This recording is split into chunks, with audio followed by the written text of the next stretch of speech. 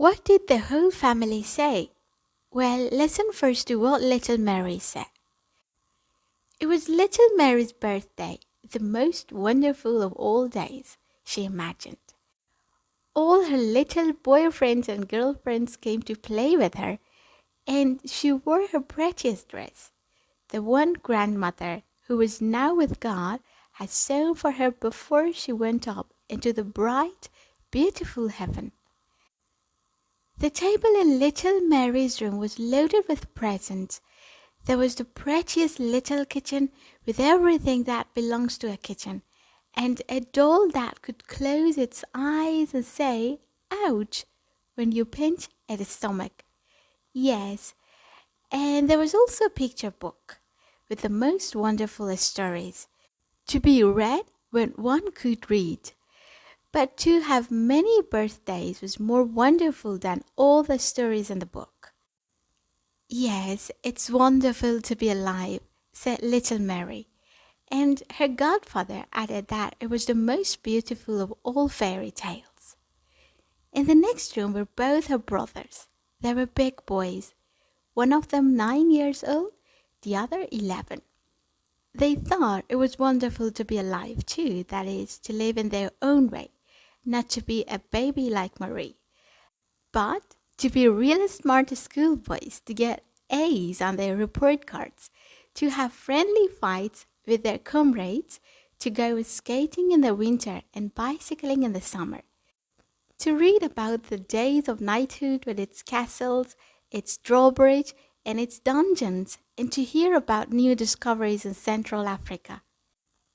On the latter subject, however, one of the boys felt very sad in that he feared everything might be discovered before he grew up, and then there would be no adventure left for him. But Godfather said, "Life itself is the most wonderful adventure, and you have a part in it yourself." These children lived on the first floor of the house. In the flat above them lived another branch of the family, also with children, but these all had long since been shaken from their mother's apron strings, so big were they. One son was 17 and another 20, but the third one was very old, said little Mary. He was 25 and engaged to be married. They were all very well off, had nice parents, good clothes, and were well educated, and they knew what they wanted. "Look forward," they said, away with all the old fences. "Let's have an open view into the wide world. That's a greater thing we know of. Godfather is right. Life is the most wonderful fairy tale." Father and mother, both older people, naturally they would have to be older than the children, said, with the smiling lips and the smiling eyes and hearts. How young these young people are. Things usually don't happen in this world just as they expect them to, yet life goes on. Life is a strange and wonderful adventure. On the next floor, a little closer to heaven, as we say when people live in an attic, lived Godfather. He was old, and yet so young in mind, always in a good humor, and he certainly could tell us stories, many and long ones. He had traveled the world over, and his room was filled with pretty tokens from every country. Pictures were hung from ceiling to floor, and some of the window panes were of red or yellow glass. If one looked through them, the whole world lay in sunshine, however grey the weather might be outside. Green plants grew in a large glass case, and in an enclosure therein swam goldfish. They looked at one as if they knew many things they didn't care to talk about. There was always a sweet fragrance of flowers, even in the winter time, and then a great fire blazed in the fireplace. It was such a pleasure to sit and look into it and hear how it crackled in a pot.